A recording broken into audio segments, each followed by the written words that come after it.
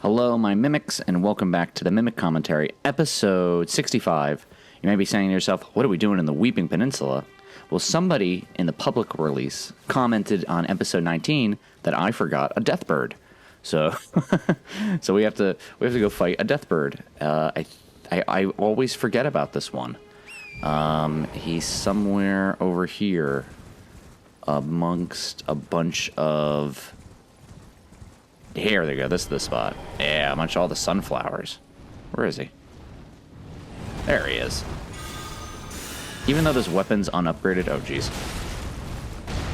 Even though this weapon's unupgraded and I got all these bats after me, I think Order's Blade will, like, make it really fast. Yeah, look at that. Look at that. This is our second death bird. He's got white wings, or she's got white wings. That is the Death Blight buildup. Interesting that it does Death Blight. You know, so Death Blight, we know this from...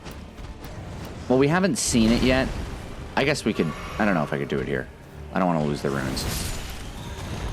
But just... I guess just for knowledge sake. The Death Blight buildup comes from the basilisks. And when Roger... When we touched the, like, white, not the white, the bloodstain for Roger, he did the Deathblight animation, the one down in Stormvale Castle. But, you know, that the whole Visage of Godwin stuff is tied to Deathroot, but Deathroot isn't the same as Deathblight. You know what I'm saying? They are unique things, and it's interesting that, you know, how do I put this? And I have had this question come up before, all of our tarnished sunflowers looking towards the Erd Tree. The Death Root comes from the Rune of Death. Godwin dies in the Night of the Black Knives. He's buried into the roots. Death Root spreads to the Great Tree Root System. Those who, when the dead come in contact with the Death Root, then we get those who live in death. All right? You know, I'm going to see if I can upgrade this weapon. Death Blight buildup, the Death Ailment buildup, comes from the basilisk that we found in Ainsel River, comes from the death bird screaming at us. It comes from... What else is going to come from? Well, that's all we have so far. I go like Roderica, she's talking to the spirits. Look at her. She's pointing at me. Just kidding, she's pointing at a ghost.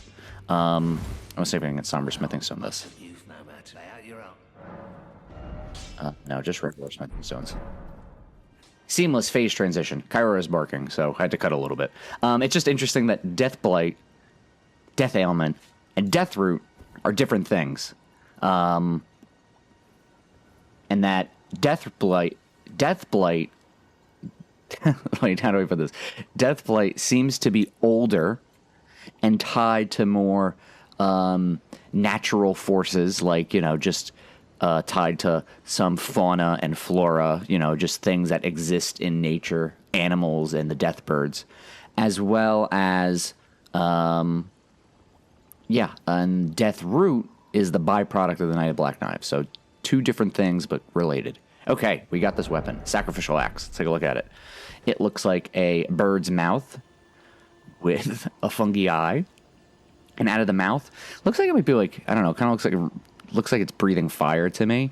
And then you get the axe at the end. So, you know, if we're thinking it's Sacrificial Axe, it's kind of rounded. Looks perfect for lopping off heads. So to me, I guess it's supposed to evoke the idea that the death bird is consuming the heads of someone. And if we think of, like, headless people, we think of, like, the Wandering Mausoleums and the Headless Knights. And the Headless Knight that we found over here, you know, if we're thinking about, like, a beheading ceremony, and we know that the death birds are ancient, they're old, a talisman adorned with blue feathers once used in ancient death rituals. The heart sings when one draws closer to death, and thus does one cling so tenaciously to life to render up a death worth offering. So, let's see if this says anything about beheading. A hatchet used in an ancient sacrificial rite. A death bird is depicted as a malevolent deity. Oh, okay. So the Deathbird is now a malevolent deity. So this is our third, like, god that we have. The power of the right yet lingers. A small amount of FP is restored upon slaying a foe. So the mind. I'm assuming this is for chopping off heads, right? This is what I'm getting. I think this is for... If this is for sacrifice, I see a beheading. Just shaped on the... Like, this would go on, like, the nape of the neck. Cut between the spinal cord and stuff. And we think about the headless mausoleum knights. Where's our... Maybe we'll look like this. If we think of our headless mausoleum knights, was that the ritual? The winged shape ornaments on its back evoke the Deathbird, a self-inflicted curse that ties the spirits of these loyal knights to the land, having willingly beheaded themselves so they may serve their masters in death. So here I think we have our connection. These are knights with eclipse, sun iconography on it. They must be older than the Erdtree knights. These knights are older. And I think that makes sense. That the knights that we find guarding the Wandering Mausoleum, guarding maybe the soulless demigods, older than the Knight of Black Knives, older than the Erdtree culture and Erdtree religion, maybe tied to the Sun Realm. There could be knights tied to the Sun Realm that, existed before. It's not crazy to think, and I think that's probably where some confusion comes from. Who are these people?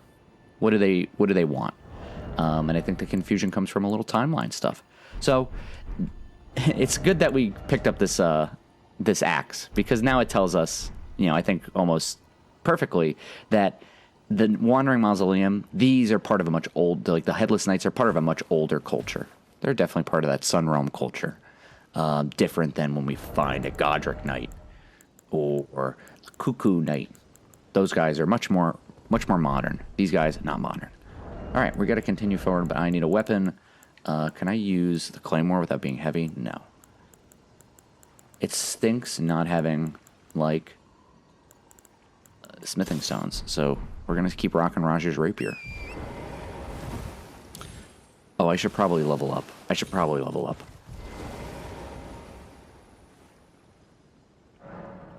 What can we do? Ooh, almost 2 levels. Do I try to get 20 for everything? Alright, do I have anything to give me 5,000 runes? Can't use my golden rune.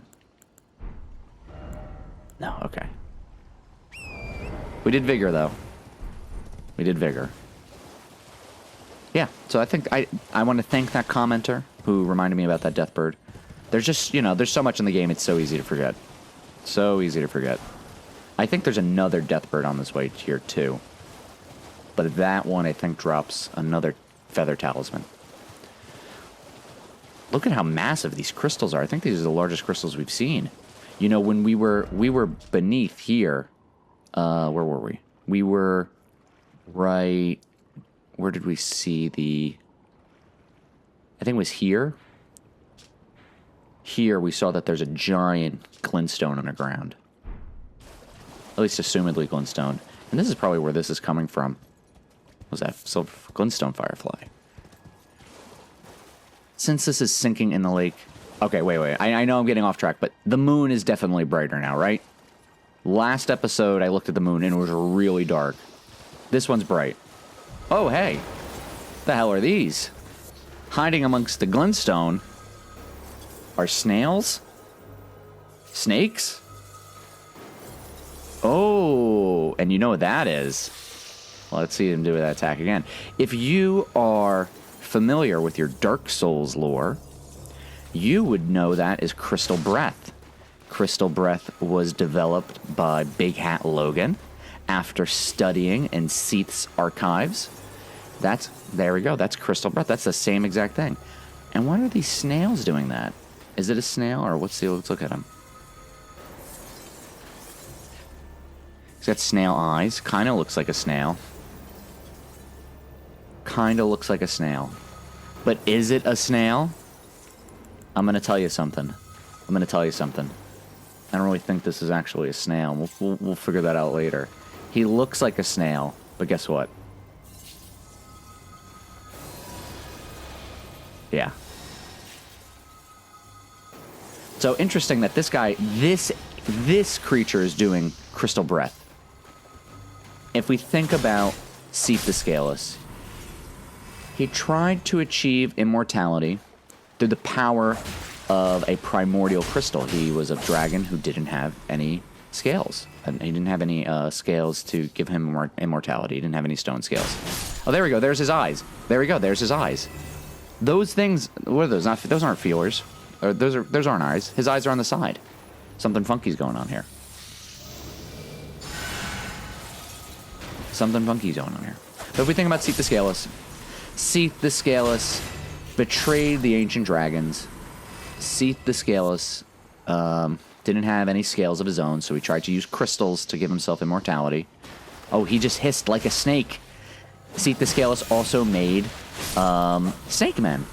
And the crazy thing about snakes are one of nature's greatest mimics. So perhaps those aren't snails. They're just serpents mimicking one. Speaking of serpents mimicking things, here's a telescope. Let's go look around. Hello. Oh, hello. Hello. Please. Over here. Yeah, we'll talk to you in just a second. 1 second, little lady. We gotta look around. Okay. First, who's that down there? Hiding amongst the octopus. Wow, look at all these fireflies. Beautiful night. Let's look from where we came first. Oh, I had to go over there as well. I want to get those items. So we started Liurnia, back Stormvale Castle. We crossed the Divine Bridge. Our journey began at the Chapel of Anticipation. All the way, come all the way down. Beneath there, we found a Clean Rot Knight. We deduced that the formless serpents were chasing after Melania's army and their sages who were spreading this religion of rot. Melania's army marched down the path here, past Stormvale Castle, and then Godric came out of the castle and attacked her and then still lost. He had fortification, he had an ambush, still lost. Let's see if we can follow where that road leads. So we've been over here before. Hyetta's right there. This road leads down into a town that has sunk into the lake. Really, this is probably a very wealthy town because it's tied to the academy. And we could see it goes all the way up into here. Wow, you can see it's the whole academy spirals up. And the town goes all the way around, the church. Excellent. And then the roadway would continue. I guess the roadway cuts down through here, major roadway through or around the academy, which would make sense why you would have the roadway go through the academy as opposed to around the academy, because they want trade. The academy, we know that the Quarians control the academy, but just thinking outside of them, we know the academy betrays them. It's tied. The academy is in between the Erdtree's area, Leyndell, and the Stormlands, which seems to be dragon worshipping. And if we're thinking before the Erdtree takes over, or even if this was one unified empire, if they were not part of that nation, they would want to be in the middle of this trade route. Not only are they a place of learning, they would, they want trade, they want money. But the being part of a place of learning, this area is situated perfectly, not just because of this like glintstone that we find popping out of the ground, but if we just think about we have the academy, we want more knowledge. We want things from the world that we may not be able to get because, we're in Liurnia. We may want something from the north, from the mountains, or from Leyndell, or from Stormvale and the Stormhail region, maybe far out to Caelid and Weeping Peninsula. Well, if someone's trying to trade all the way in the south, they're coming up. They're trying to go to the capital city of Leyndell, even before it's the Erdtree city. If depending on how old the academy is, they're going to be bringing stuff, and they're going to be bringing trade. So the Academy is in a perfect position. It's in a perfect spot for what they wish to accomplish. Got a cathedral up on top of this plateau. If you look here, this is where we found the Fire Monk's Prayer Book, Ornataria Leaf. The Vulgar Militia was guarding Adon. You know, thinking about Adon, why were the Vulgar Militia guarding Adon, who knows that the flame of the fell god, which might be fire itself, this evil deity, why were they guarding this guy who has this knowledge that the flame of the fell god still lurks within the fire giants? They were also guarding this catacomb over here where they had Nox, Crystal Helm, and they had Omen and the ages to the ashes to pages and Caden's Hellswords, making us think that perhaps they were agents of the Eternals. You know, very interesting stuff. So we're moving quite along. We fought some demi-humans here. Hey, look at them hanging out. We got something interesting under there. You can kind of see there's maybe a little bridge.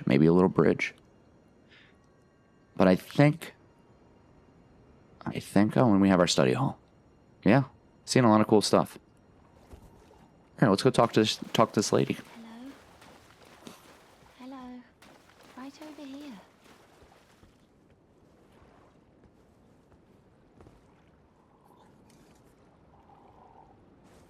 Please stop, brave Tarnished. You will only tire by striking this barrier. Accidentally backed into her. You can get that jumping into her. Think this over. All right, very interesting. She has a barrier, gold barrier. You have reconsidered. Yes, I have. Thank goodness. Interesting that she has this barrier. I don't know how many. I think Roderico also gets a barrier. Let's take a look at her. She has gamer posture. Nice shoes. That kind of looks like wings or a tree to me. I'm getting tree imagery there. That, I couldn't tell you. That looks like a flower. Not tree. She has nice little braided hair. Very poor posture. Let's look at her eyes. The eyes are important. Is that Grace? Does she have Grace? Let me turn around. I can't tell if her eyes are golden. Kind of graceless. But blonde hair.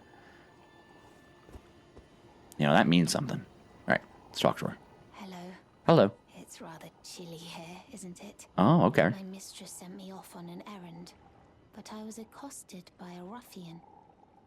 And now I'm in a bind. Could I ask you lend a hand? Perhaps. That thug made off with a precious necklace. I need someone to retrieve it. Only, he too is tarnished. If you've any qualms confronting your own, I shall find another. All right. So, our first introduction to her is that it's cold here. If she thinks it's cold here, perhaps she comes somewhere where it's warmer. I guess now we learn, Liurnia was a chilly place. I'm going to say it's probably a crisp, high, I'm United States. We use Fahrenheit over here. I know I got a global audience. I would say Liurnia on its worst days is like a humid 85. Ugh. But on a night like this, maybe it's a nice like crisp 50 degrees. But it could be humid here. It could actually be warm, and she thinks it's like not actually warm. I get humid vibes from Liurnia. I think Liurnia is probably like humid and kind of sticky. I think it's probably warm for our guy in his armor. Anyway, her mistress sent her off on an errand. Where? Why? Here? Go out and say, what, grocery shopping? What can you be doing out here? Little lady like you. But she was accosted by a ruffian and is now in a bind who stole her precious necklace. But he too is tarnished. If you have any qualms confronting your own, I shall find another. Have we killed any tarnished? We were invaded by the recusant Bernal, and we killed him. But that was his spirit. I don't think we just gone out of their way to attack tarnished. So let's see what she has to say. Oh, thank you dearly. What a blessing that we've met like this. The thug should be resting at an abandoned home down the way. Please, I must have the necklace back. I should have said no. The thug should be please. So, if I'm sorry, I should have said no. Should have said no. She said, if you say no, she says, yes, I see. Most unfortunate, but I'll have to make do. I know that some tarnished balk at the thought of harming their own, but if you should change your mind, do not hesitate to speak to me again. So, we know about the bloody fingers, who don't have any problem harming their own. That's like their whole thing. They like to hurt people. It's interesting that it's like, you know, there is this religion of the tarnish, of the two fingers, and we're trying to all become Elden Lord. But some would be like, no, I don't want to hurt my fellow tarnished. I find that interesting that that would be the case. That there are, you know, there is this unity between tarnished that we would not want to hurt each other. Hey, it's our friend Patches. Ooh, look at that. Candle tree. Oh, we don't know it's a candle tree. It's a tree that looks like it has candles on. What spell can I put here? I need to upgrade my faith, too.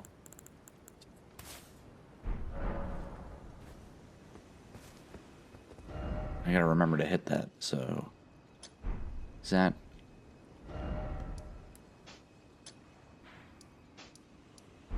Okay, there we go.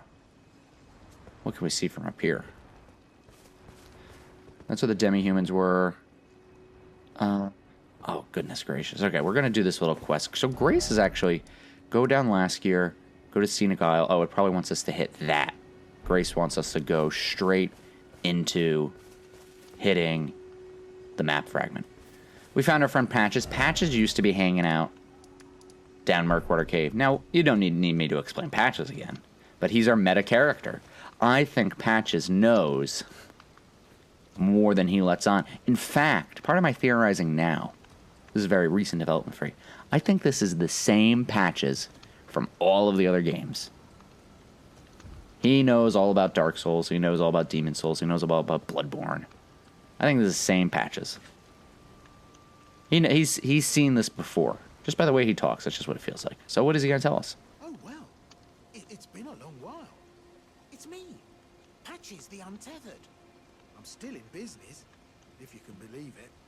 Now I'm my only supplier, so I haven't got much. But everything here is top-notch. Patches Emporium, now open in Rhea Lucaria. All right. What do you got to sell? Grace Mimics, more bloody fingers. Man, you really want us to invade. Horsecrest Wooden Shield. This is probably related to the Cadence. Let's buy that. You know, we always got to buy something from Patches. I don't think I need anything else. Always with this Grace Mimics. Oh, Fan Daggers. These are really good. These are really good, but I don't really want to spend the runes right now. A set of 5 throwing knives bundled together. A concealed weapon cherished by the Raptor Assassins. You know, I should probably buy one. The thin knives fan out when thrown, dealing damage to target. Each knife deals partial damage, but the wide range makes it suitable for constraining enemies. This is really, really good for keeping up posture damage. But now we get the Raptor Assassins. And the fans, this reminds me, Dark Souls 3, of the Corvian Assassins. We'll have to learn more about the Raptor Assassins, but it's interesting that he has now Assassin's Daggers, an unlimited supply. Patches, you dog. All right, so let's do Speaking of. By the way, have you met that girl, Raya? She's a strange one, but I believe she was in need of help. Not that it's any of my business, but if she rings your bell, why not lend her an ear? So there we go. Without thinking of who his alliances are, we think about just Patches pushes us till gameplay, and he's saying, do her quest. Do her quest, you're going to get some gameplay. It's worth it. It's going to be worth it for you. Just lend her a hand. He also seems to know her and knows that she's in need of aid, yet he's not helping her. He wants us to help her. So, very interesting. You're making your way to the Erd Tree, no? Yes. Well, I heard something that might help. A special means of reaching your destination. You don't say. Never seen an Iron Virgin? No. The clunky contraptions are whirlwinds of sickles and spiked wheels. But long ago, they were endowed with a spell of transposition. And get this, a A surviving virgin sits at the bottom of the big water wheel in the Academy of Rhea Lucaria. A surviving virgin? Transpositional powers fully intact. So right, if you get caught in it on purpose, it'll chuck you out straight at the base of the Erd tree. Or so I'm told.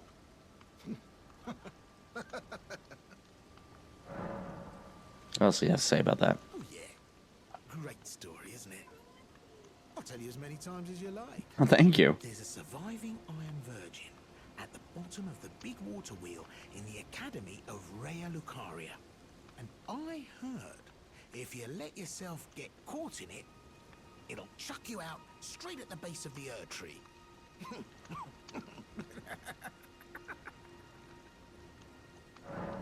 Cheers for that. Okay. So, he says there's this thing that's a contraption, a clunky contraption, okay? Clunky contraption. So, it's a mechanical thing. We saw those, like, big heads that can shoot fire and stuff. Those are very mechanical, very kind of futuristic. That it's made of sickles. It's a whirlwind of sickles and spiked wheels. But if we let ourselves get caught by it, then we'll be chucked at the base of the Erd tree. It will transport us to the base of the Erd tree. Again, Patch is trying to push us through gameplay. The big thing, though, is Iron Virgin. And he says that there's a surviving virgin. Hey, another Deathbird. There's a surviving virgin in the Academy. Hey, since we found a Deathbird here, this makes me think Rhea Lucaria is also tied to these ancient death spell place. Woo!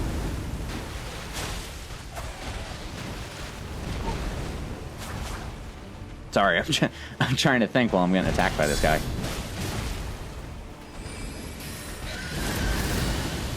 Two Deathbirds in one episode? Oh, it bleeds. Remember, there's people on the inside. It's made out of, like, corpses.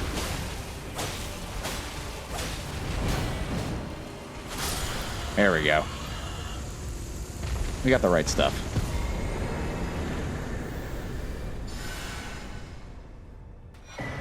The Red Feather. We'll talk about the version in just a second. So this is the same as the blue, except this one does HP low, raises attack power. This raises defense. We're getting that duality of red and blue again. So, this is... So the blue one, the heart sings when one draws close to death, and thus does one cling so tenaciously to life, to render up a death worth offering. The heart sings when one draws close to death, and a glorious end awaits those who cling to life so tenaciously. So, and thus does one, to render up a death worth offering. Glorious end. So if you keep fighting, you'll get a glorious end. If we think, let me count the branch sword. 1, 2, 3, 4, 5, 6, 7. 7 branches. Anything else with 7 in the game? I also kind of see breasts within the branch sword. Branch sword. Interesting that it's a branch sword. It makes me think of Sekiro. How many branches is that? 1, 2, 3, 4, 5. He has 6. No, okay. Yeah, very interesting. But we also get this red-blue. So blue here, tied with garbed in blue, kind of watery. This is tied to HP's low, defense. Defense? Oh, you know what? Curved Sword Talisman. This is also defense. Set of blind sword is originator of this technique, allowing one's opponent to strike as soon as they leave them vulnerable while time reply. And this is defensive. So we're seeing defensive tied to blue. But blue is tied to FP, so mind. So I guess maybe outsmarting your opponent with a better defense. Stained in cerulean, stained in crimson. So, yeah, we're seeing this duality here. There's different types of death. There's different types of thing that could be stained with. This is a cerulean seed, so we must find a crimson seed. Very interesting stuff. Very interesting stuff. Maybe we'll talk about it more when we get more information, but it's interesting to see that duality and that glorious death. Where is the shack? Oh, it's this way.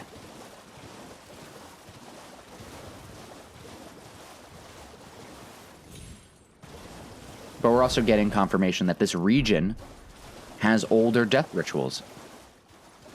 But the main thing that was interesting is that there's an Iron Virgin, and it's a surviving virgin. I wonder if that there's a surviving virgin in Raya Lucaria. You know, I'm curious if that has a double meaning. There's a surviving virgin in Raya Lucaria. I think he says at the base. There's a surviving Iron Virgin at the bottom of the big wheel, the big water wheel in the Academy of Raya Lucaria. That's something I want to think on. When we get there, we'll think about that.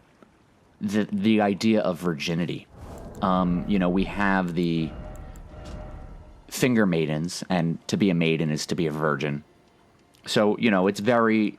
there is this idea that sex doesn't exist in this world. Like, people don't have sex. I don't know where that comes from. I think people... I don't know. There's this theory that people don't have sex in the Lands Between. Like, have ever had sex in the Lands Between, or that, like, it's out of vogue or something. I don't know. I don't know. Yeah, it's interesting that we're seeing the finger maidens. So obviously, like, they're virgins, finger virgins, like a maiden to be a virgin.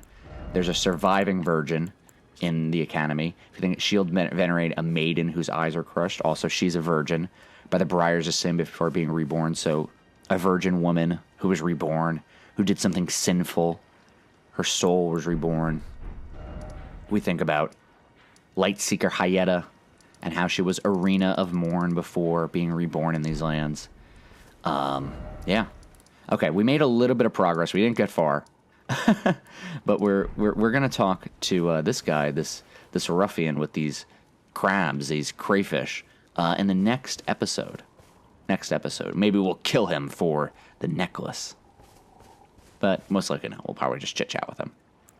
All right, everybody. You know the drill. Let's do the thing.